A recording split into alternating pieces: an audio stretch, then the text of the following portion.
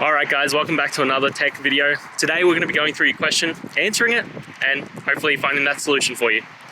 Now, don't forget to stay just a little bit crazy like me, and hopefully you'll get to that resolution.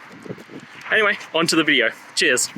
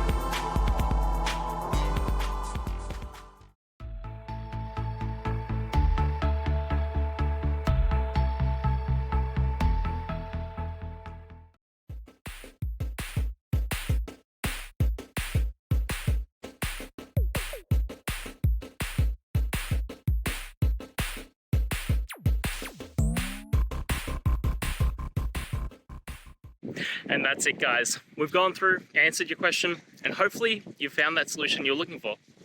Guys, if you did, please hit subscribe. I'd really appreciate it. And until next time, you need technical help, I'll see ya.